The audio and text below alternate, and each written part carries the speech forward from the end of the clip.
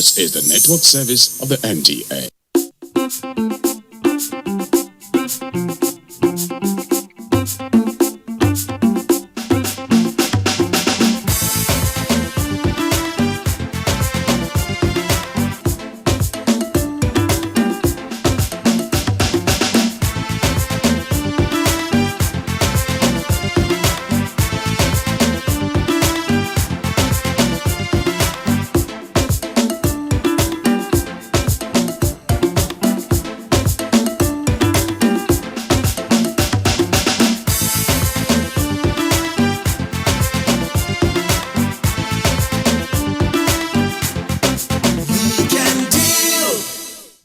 It's a lovely day as usual, and the program is Weekend Deal, reaching you from the Nigerian Television Authority. My name is Elizabeth, and yesterday, we started a discussion, and we took it to the next level. We intend to maintain that today. It is the effect of the social media interaction with children, especially when it comes to moral. We know there are positivities, there are also negativities. How much of the positivities are we letting them imbibe? How well are we doing at ensuring that they do not interact with the negative effects? All right, and I also try to, have a discussion with my colleague, Sule, about how he's protecting his own child, and I know that your child knows your password.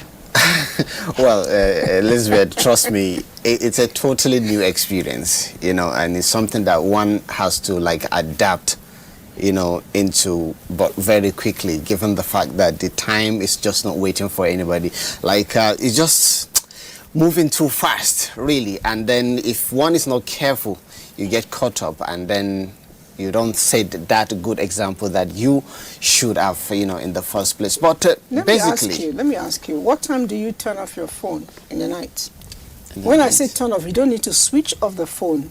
I mean, when do you stop? Funny enough, sometimes you wake up, the first thing you do is pick up your phone. I thought it was supposed to be prayers. Yes, but I'm just telling you the reality.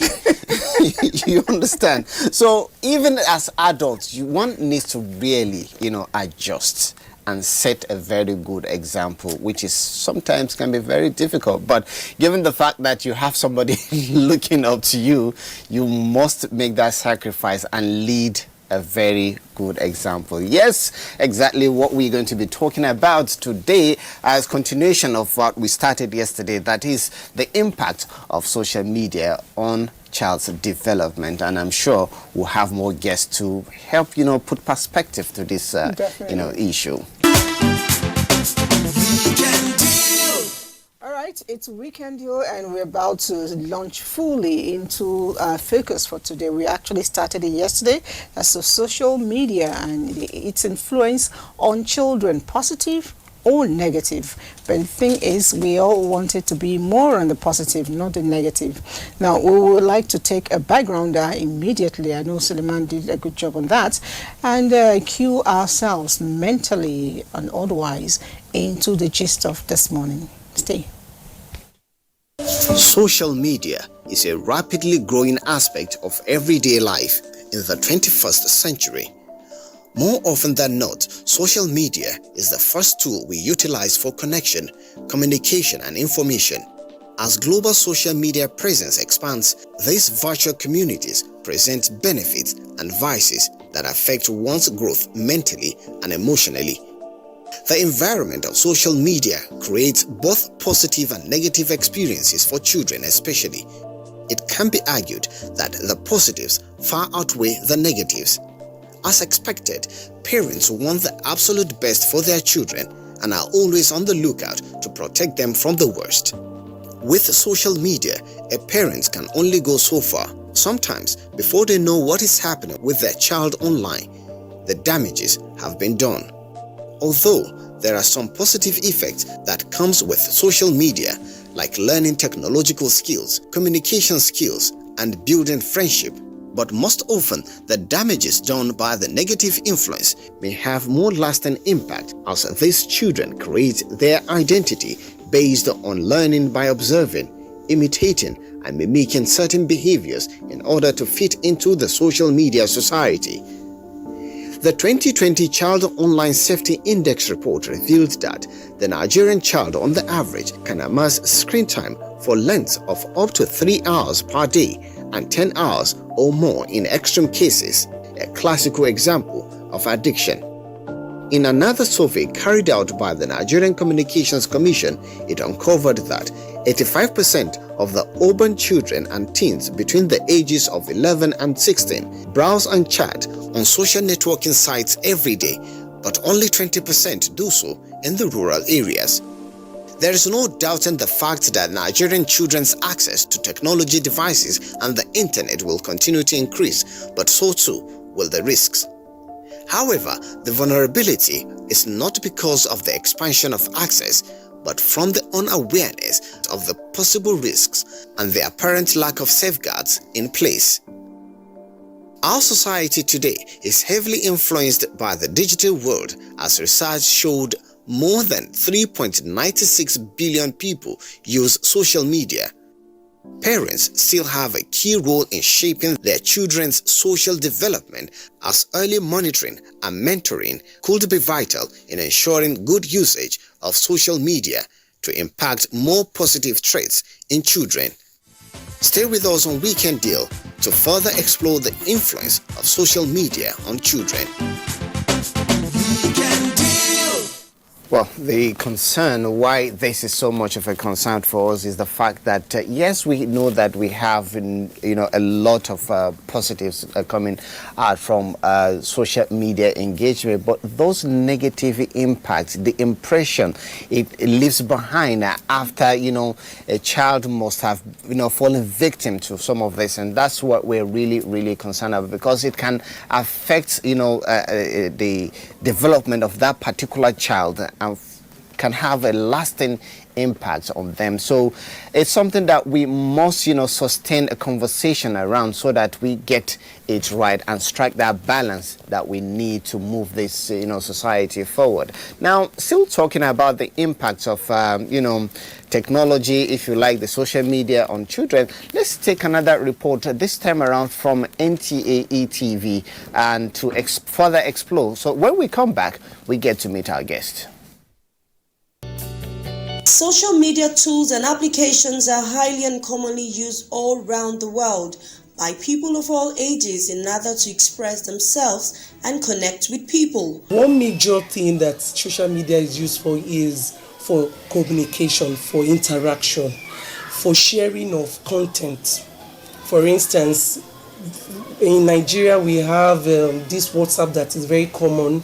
We can share content. You share your video content, you share documents, you share pictures, you share, maybe you cover an event and you share.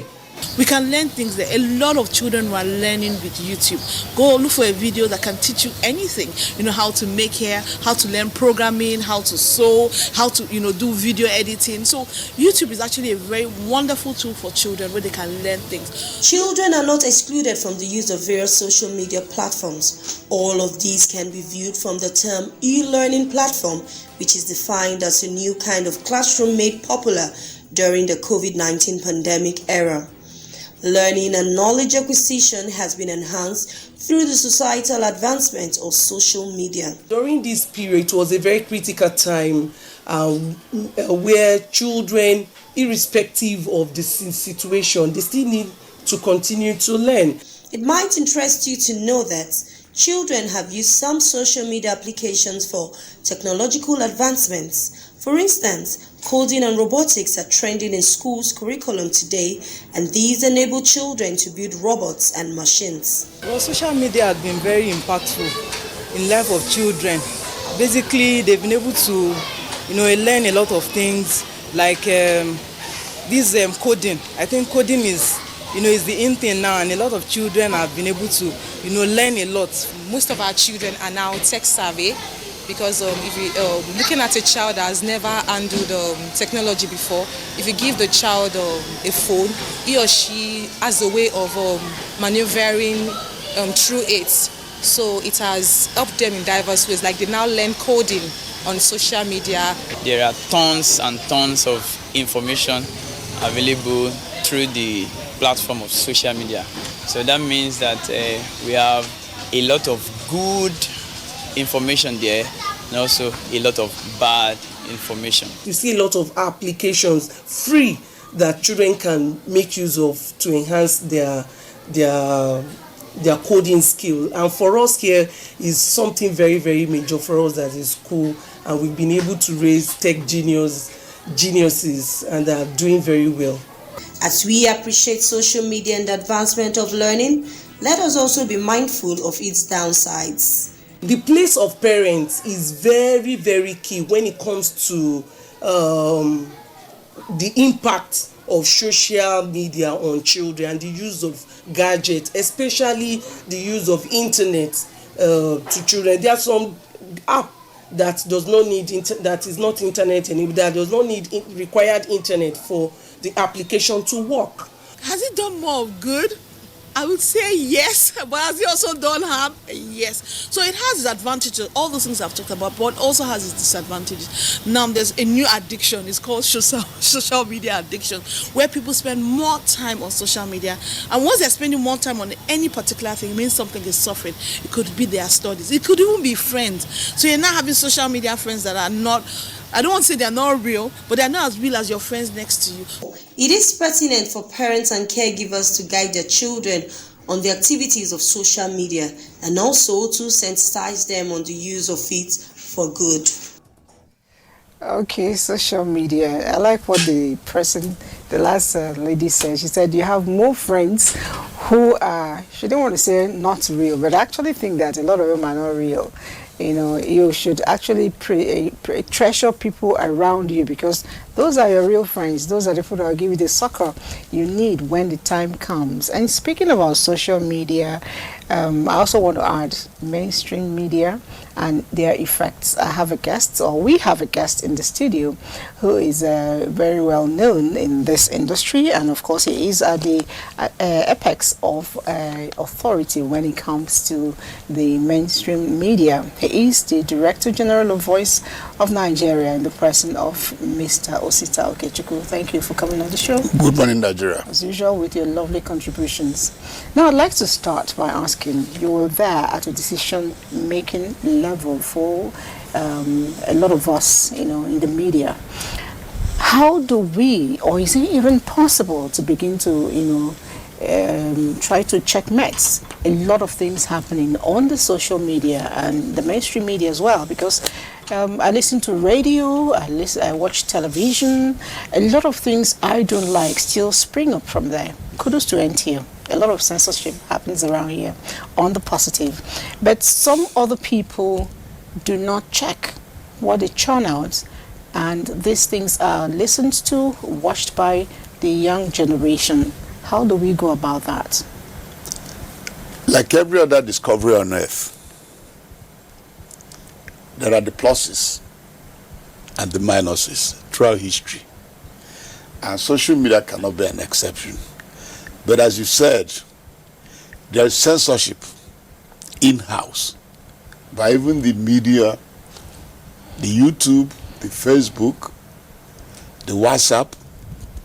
It has dawned on them that there must be an in-house censorship. And luckily, the society is saved as well by some of us, the mainstream or traditional media. In NTA, for instance, if you're abroad and you have a negative news from the social media about Nigeria, the next thing is for you to click to NTA, Voice of Nigeria, Radio Nigeria.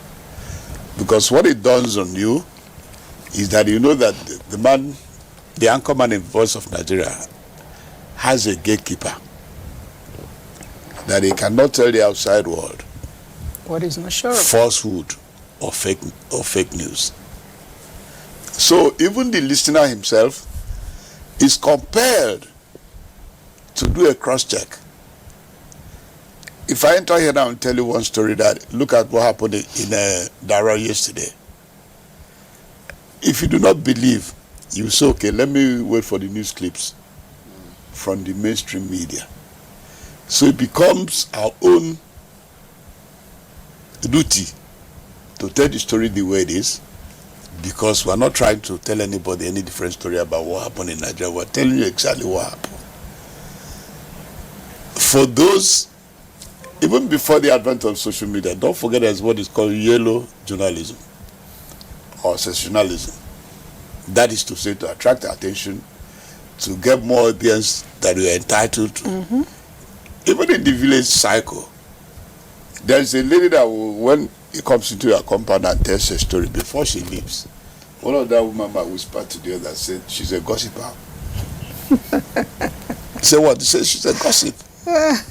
Don't listen to her. Please try and cross-check before you go to market what she told you. So that's human nature. And it's more effective these days with certain laws as well.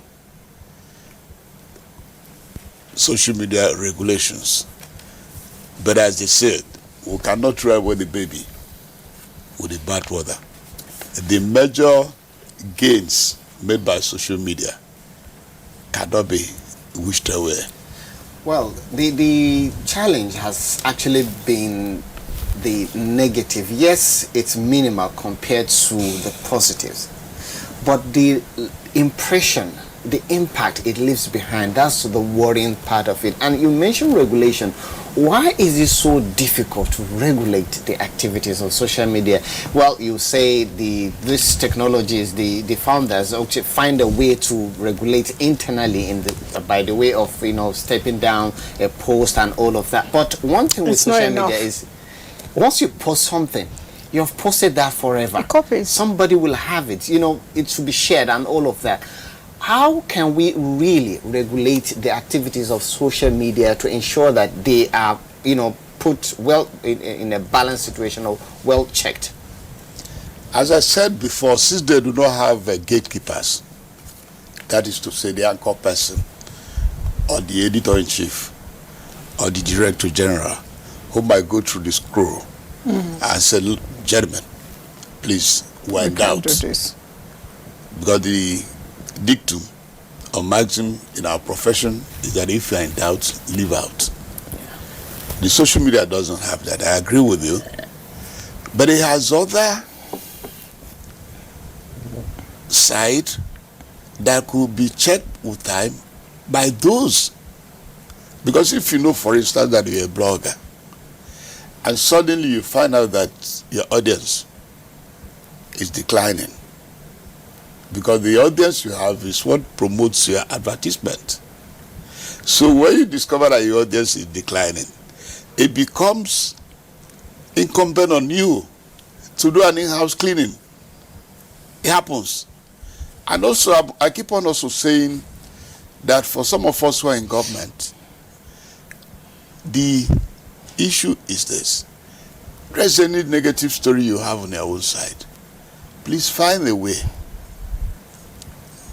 Because they also admits the old maxim as well, the right of reply. Let's say, for instance, that Nigeria is running, there's almost crisis everywhere.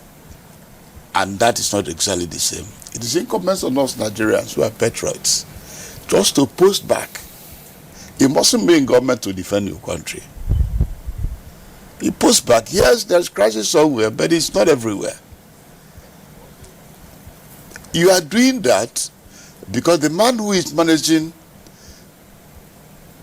the platform does an idea of 4 against before he will make a final conclusion. So everywhere there's also in-house checks, because if you go to New York Stock Exchange, for instance, and your stock is in decline, nobody will tell you to file means. And for us in this part of the world, we must also interrogate stories. But the good thing, like us in Voice of Nigeria, most of the audience we have are those who will call us back in the feedback. We read social story and we read yours. Is there anything you are missing? I will tell them that our own is to tell the story the way it is. By law, we do not generate funds. The law protects us by the budget of the federal government of Nigeria to tell the Nigerian and African story. So we don't need to impress anybody. We tell the story as it is. Right. So there are those checks that are inbuilt. Yes, the small kid might take the social media story without a cross-check. But at the end of the day, we have not lasted up to 50 years with social media. Definitely. So the mechanism of the fault side is being provided both in-house and both by technology itself. So we're not losing sight, the world is not losing sight of the harm. I know when you were growing up as a child, I'm sure it's not what you have today with the advancement in technology. Now social media is everywhere, you know, tabs, phones and all of that. And some parents are really not alive to the needs of their children when it comes to technological engagement. Talk about maybe they hardly know anything about WhatsApp, TikTok, Facebook and all of that.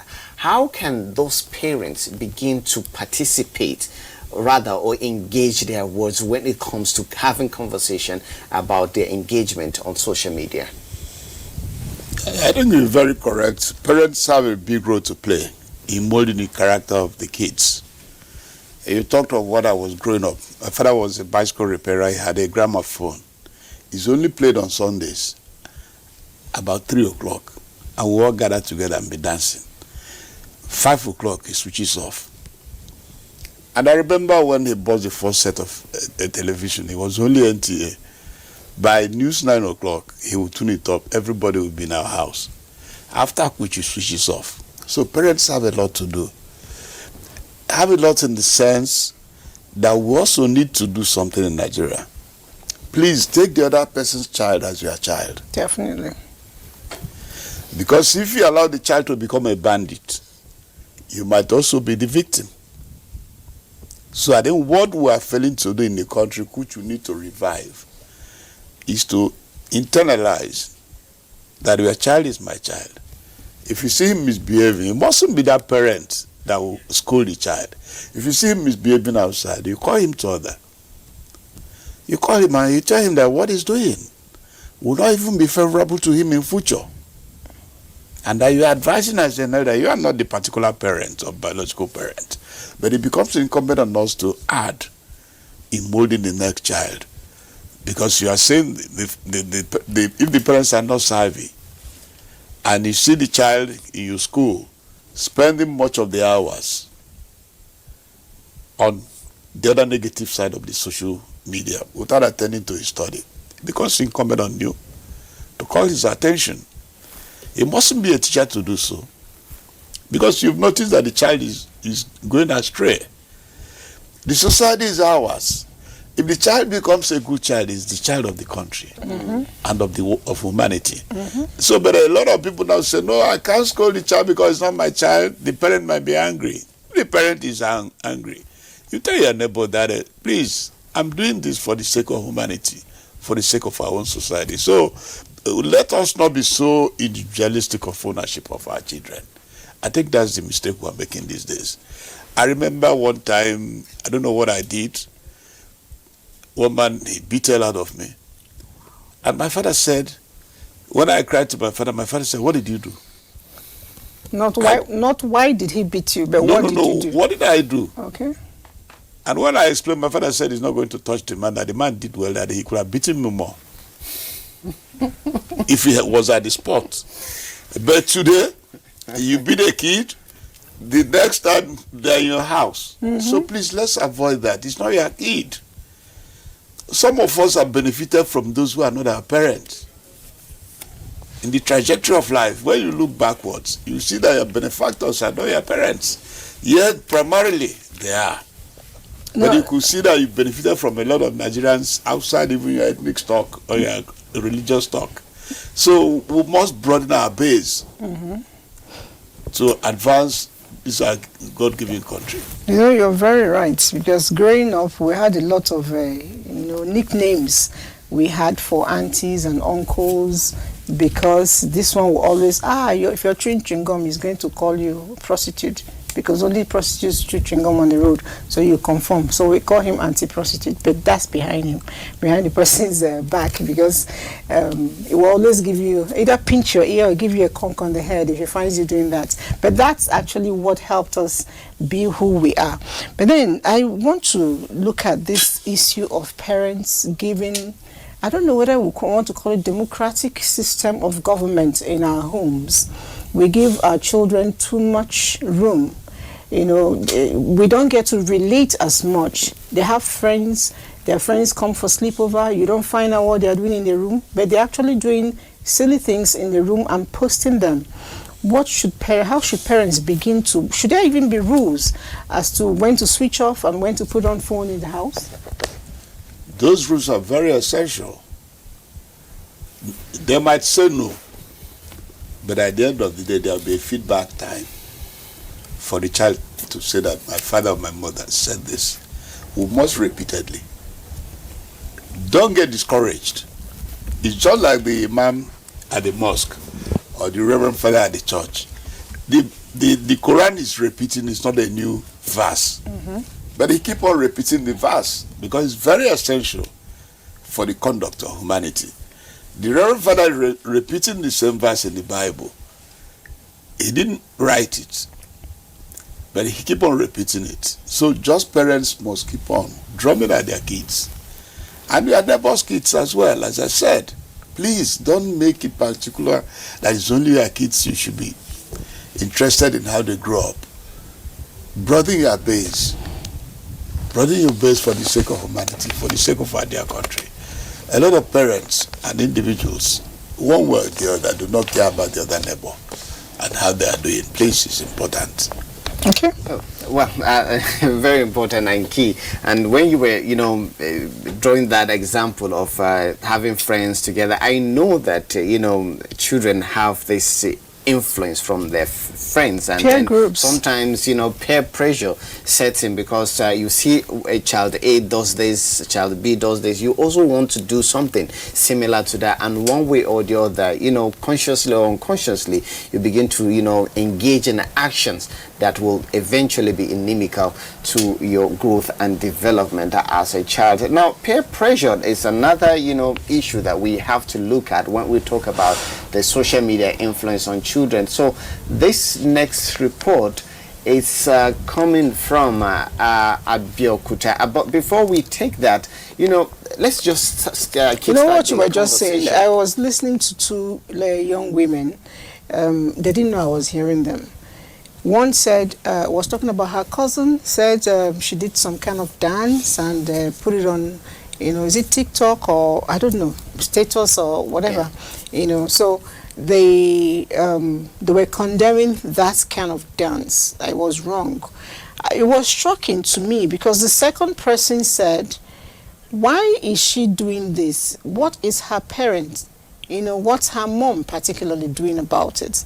You mean her mother does not know that this child is posting this? And I was thinking, I said some parents, their children are on Snapchat, TikTok, all the, and they don't even bother to follow their children. For them, the parents are on social media as well, but they don't follow their children.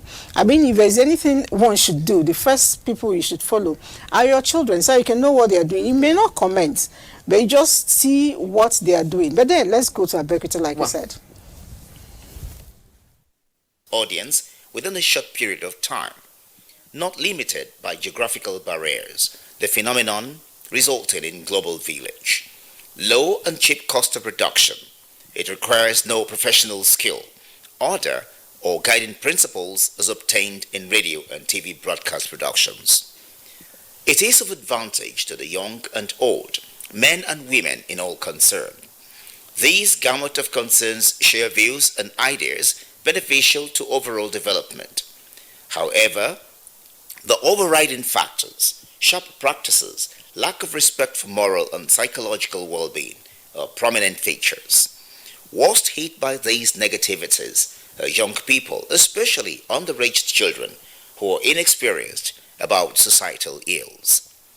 In recent times, news reports on radio and television showed that about 65% of crimes perpetrated in the community are committed by young people. Observation revealed that these crimes have root in Facebook, Twitter, YouTube, Instagram, and WhatsApp, where groups converge to discuss issues of interest in privacy. Most times, criminal activities are planned and hashed amongst these groups unabated. It's worst. Yes, they tend to cope. They tend to feel, yes, I have to be like. Even the last one we saw in Ogun State, at Okareba, he said he wanted to become rich, and he learned the system on Facebook, and in an attempt to put it into practice, he went on the wrong side of the law.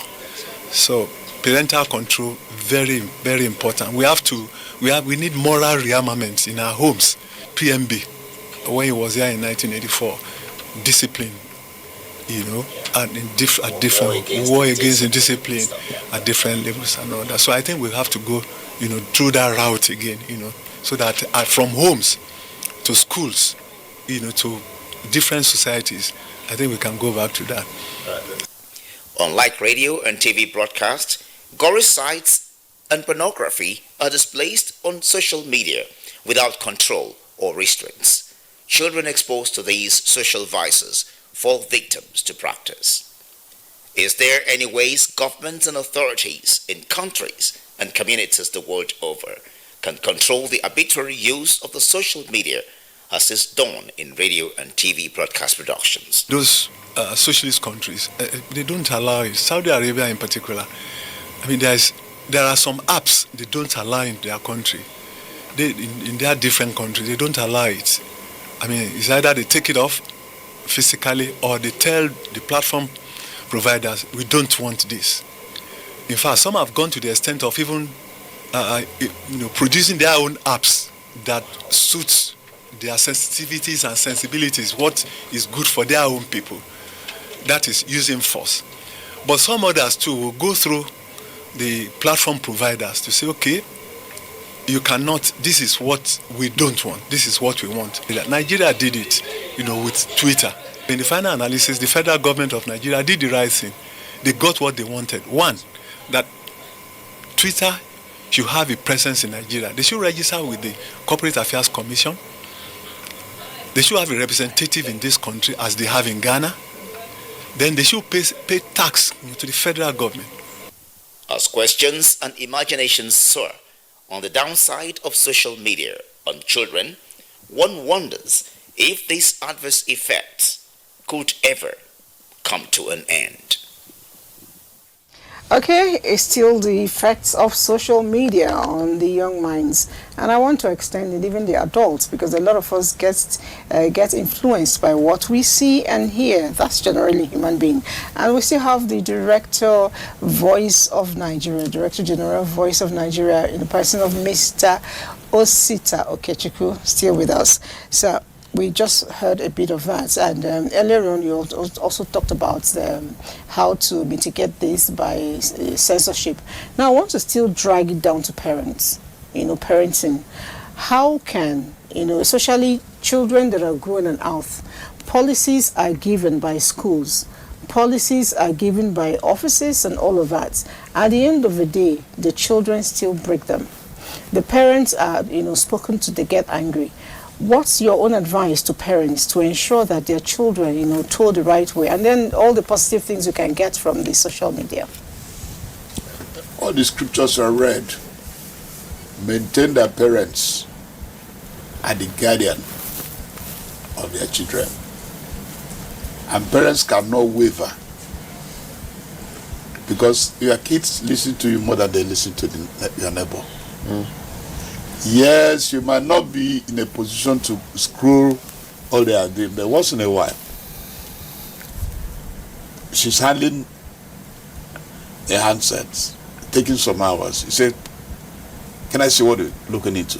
It doesn't cost you anything. Just look by. Immediately you start doing that, your child will come to know that actually my father and my mother do not agree, not only for what I'm looking into, but the time I spent on the social media. first of all, talk of time spent. Because your kids are in the other room, you're in the other room. For hours, you do not see them. Please do peeping to know what they're doing. It doesn't cost you anything. You might not even be brash in doing that. But it's just on the moral counsel as the guardian, because we are guardians to our children. And as I said earlier, please, let us broaden the base. I have a grandchild that is less than 2 years. He's in school because the mother is going to work the next day. The father is going to work. So they have taken him to school in crash. You are not seeing him most of the time. From there to primary school, secondary, university, he had left the house already. So the neighbor or whoever that interacts with him, even outside the teacher, should take it upon himself that this child is my child. And if he's misstepping the ways, please, from day one, let us all be our own fathers, our own mothers to all. Because the kids are all our children. Well, of course, they're all our children. And then we are talking much about the parents' role in checking the activities of their children online, because the regulation seems to be almost impossible, because even when the federal government banned Twitter, a lot of people were using VPN to actually access the same application. Application. And of course, parents will just have to be alive to take care of some of these responsibilities, so that they will strike that balance and create that right enabling environment for their children to grow in. Thank you very much, DG, for speaking to us, and it's always been a pleasure having you on set. Thanks, Emilia. All right now we go on a break, and after that we'll be having another guest that will join us to add value to this conversation. Well, let me just introduce our next guest. She is a gender and development expert in the person of Asmau Leo. You're welcome to our studios. Thank you very much. It's a pleasure being here once again. Good morning, Nigerians.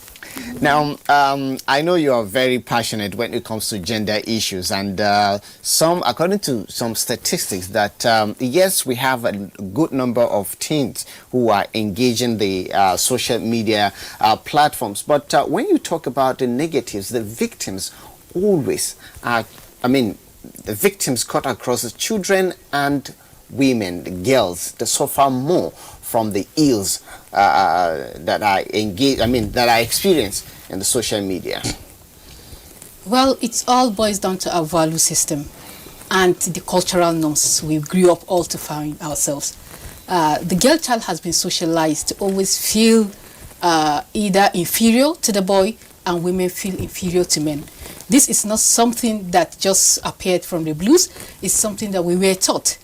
Even in school, sometimes when you want to be the class monitor from primary school, in secondary school, I remember, you'll say, no, you're a girl, you can't lead in this class. There are boys. Why should a girl, a teacher dare not make a lady or a girl to be class monitor while there are boys in that class? So it's the mindset and it's the culture. So if we have to address this, we have to go back fundamentally to our culture and religion. And you know that is a Herculean task. It's something that cannot be achieved just like that. But I feel with socialization, with the way the internet and things are going, women and girls are beginning to know their right. They are beginning to speak out, and things are changing. There are a whole lot of paradigm shift, both in terms of culture and in terms of socialization. So I think there's hope in the horizon for women and girls. You know, you talked about ladies, suffering more. Ladies, I'm trying to use that as an umbrella word to cover both the young and the old female gender. And I seem to, I'm not arguing on that, but a lot of this Yahoo ritual things coming up today, I don't know why, seem to hover around the boy child as well.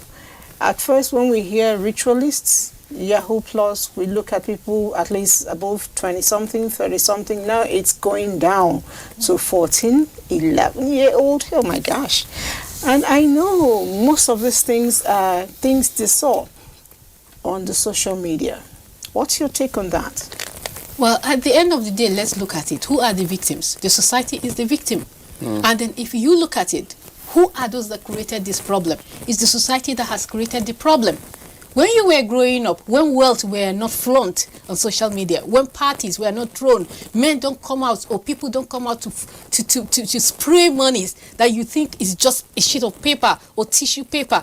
You understand? Right now, a common young person does not know that there's dignity in labor. All they see is what is depicted on social media. They see the young people go for parties. All they do is they spray money. And this money is not in our local currency. They spray this money in dollars. And so in the mind of that young person, he feels, no, this is the life. I don't need to go to school. I don't need to acquire any skills. I know I can get money anyhow. And with it, he browses his internet, his phone, social media. And he sees young men of his age group. And he sees that these people are just like me and they are not doing any work. You check their background. So what do you expect me to do? I found out how do they get to where they are? And there are videos all over of Yahoo boys. We flaunt it. I don't know, sometimes I just recently saw a group of young people on the street in one of the southeastern states eating their feces openly. And most Nigerians saw that. It went viral. And if a young person says, what is happening here? They say, oh, these are Yahoo boys. Who are Yahoo boys? He begins to find out, interrogate, and then he discovers that, oh, it's really a ritual thing. And so how do I get to that? Okay, there are some babalawos that you can meet, and they can do this for you. Sharp, sharp, you get the money at every expense, at every means necessary. They want to get rich. And this is where the value system in the society has eroded over time. Our parents no longer ask the girl child or the boy child, where did you get your money from? You see a son that you're giving birth to, all of a sudden your salary is just how much, and the child is driving a car. As parent, you did not call that child to order to ask him, how did you get that money? A young girl leaves the house, she goes, sleeps overnight, come back with millions. You do not ask where she got this money. And do you think we can solve this problem? Now Mrs. Leo, sorry to interject there. Yes, content is what you see when you get engaged to social media from different backgrounds, from different issues. Now, you talk about the Yahoo Plus, some, children eating, or young Nigerians eating their feces, which is quite disgusting. And what does it do to the mindset of that innocent person that is having access to this content? Now, how do we begin to engage that person to say, no, this is not the right way to go? Not just leaving it for the parents. Talk to that person that is probably listening to you right now, because there is social pressure when you see some of these things. That peer pressure setting, just like you said, this person is flaunting his wealth. Is the same person like me. I should have access to these, some of these, funds as well. The issue is, these young people get addicted. The content on the internet, as an adult, you don't even get to see what they go through. That is where the issue of parental control also comes in. They have liberty, they have the excess freedom to go through this content when you are not there. Then the collective responsibility is not just at the family level. I think there has to be a kind of not really, when we talk about, I don't want to politicize this issue of social media control and all this censorship, because we are looking at it from the moral perspective and others are looking at it from the political benefit of how this control and censorship on social media will be. From the moral perspective, I feel it should be controlled. Some of the content that should go out there should be controlled. Right now, citizens journalism is the name of the game. I can be here. There is not even moral. Do you understand? There are ethics in journalism. In the what do you call it? The traditional media. There is control on how you put out content out there. But with citizen journalism, there is no control. Anything happens. Just recently, some people you can imagine somebody dying, and all you do is video that, and you upload it without any recourse to the person's family, without recourse to even the mental issues that, in fact, Nigerians are already overburdened Do you want to add up to their stress by putting up some content out there that does not even, addresses the mental health state of Nigerians? So it's important. Control is important. And I think censorship is also important. And again, there have to be punitive measures. The punitive measures. Because if you send out content, and that goes also to the issue of legislative framework. What are the laws that will be put there in place? We have what we call the Broadcasting Commission, right? Is it National Broadcasting Commission? Yes, we have the National Orientation Agency. We have other regulatory bodies. What are they doing? If the legislatures do not have the, if the process but the concern has always been the fact that if you regulate the activities on social media, there's a likelihood that you're going to stifle the right of information, freedom of expression and all of that. What I would actually expect is that for every content thrown out to the society, there is a source, and the owners of the platform can actually trace the source. And like you said, if punitive measures are given to such people, it will also help others not to go into that. But speaking of things being thrown out, it's not just the negative. There are also positive ones. I learned how to do something yesterday just by watching a YouTube. So let's go over to Kano and get to find out the positive side of the social media. What can we do with it?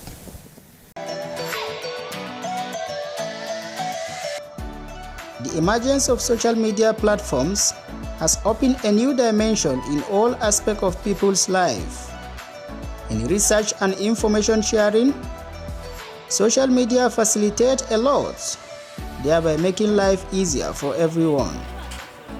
It becomes an avenue of bringing people closer even if they are separated by a distance. The engagement of children in different forms of chats with colleagues create opportunities for knowledge sharing among themselves. Also, children chat groups are avenues for brainstorming, where group discussions are established. We want to protect these children. Don't go on social media. No, don't do this, don't do that. But the social media has a lot to offer. For example, my daughter wanted to open an Instagram page. And I told her it's a good thing. You can open an Instagram page, but what do you want to show on Instagram? I think you should do something that will touch the lives of children like you. Social media also widens children's worldview, and through varieties of fresh knowledge being shared. The positive side is that there are so many platforms on the social media. People create platforms that teaches children, like there's a social media platforms created mainly for the young children to learn how to speak English, to learn how to memorize the Holy Quran.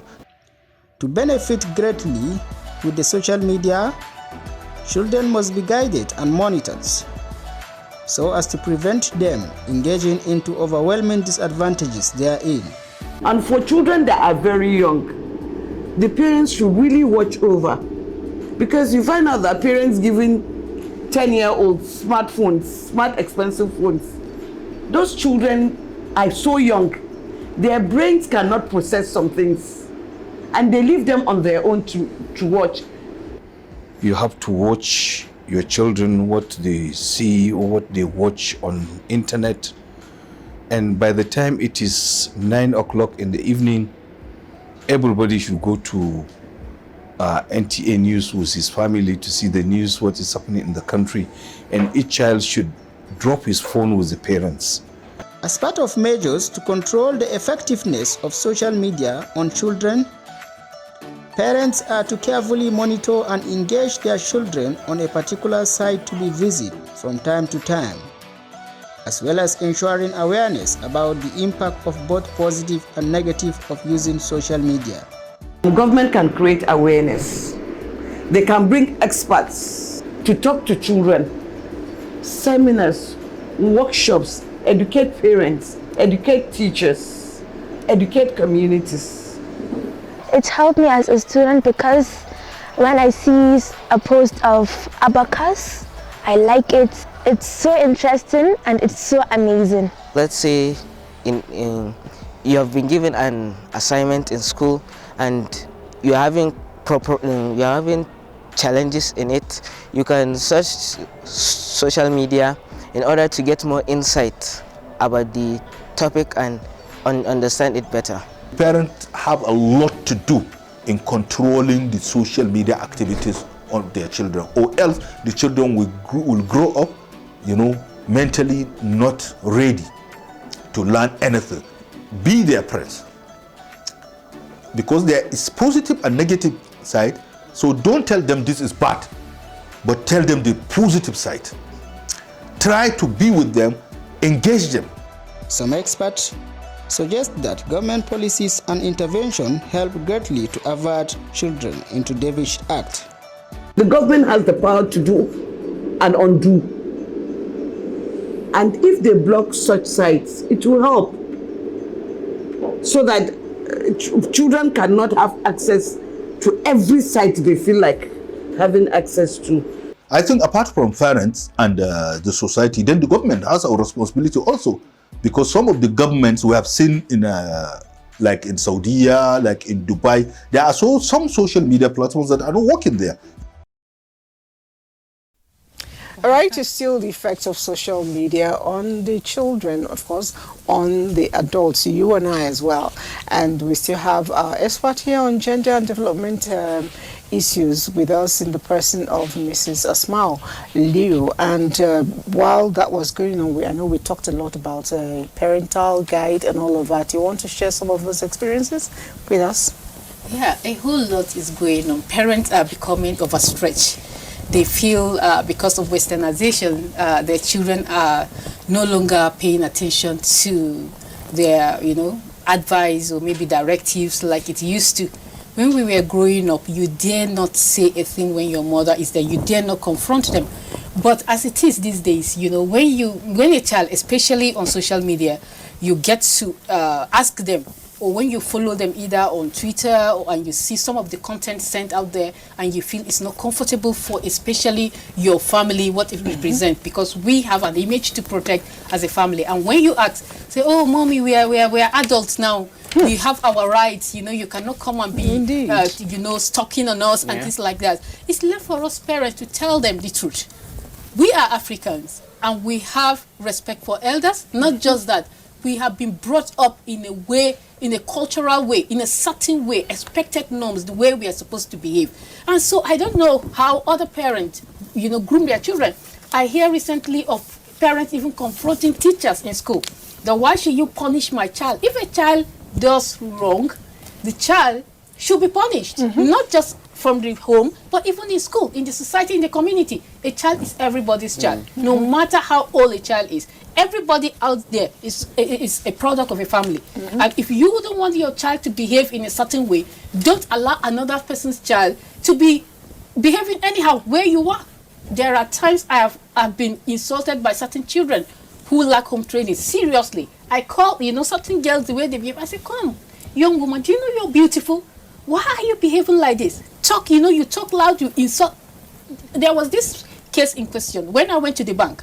A young girl, because she was holding one kind of phone, she was insulting everybody on the queue, insulting an elder. This was somebody over 60. In the US or other countries, you call them veteran. They are not supposed to even join the queue ordinarily if we have a system that works. They are not supposed to legally join the queue. So I now said, okay, sorry, ma, can you move forward? When she wanted to pass, that lady stopped her. I said, why are you stopping her? She said, I've been here for hours. I said, so what? You have the strength to stand. Allow this old woman to go. This was how this lady blew up and insulted everybody.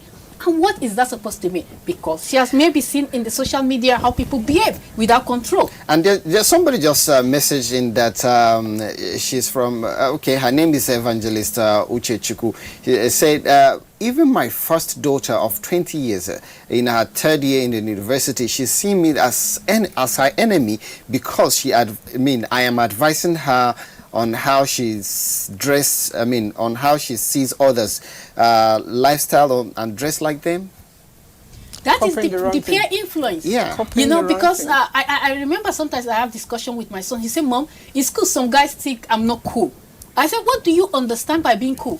He said, I don't sag my trousers. I don't do this. I don't do that. I said, in this home, We don't sack trousers. We did not give birth to you and train you to go out and sag your trousers or cut your hair in a certain way. I say, yes, you might not look cool to them, but to me and to a reasonable person, you are cool.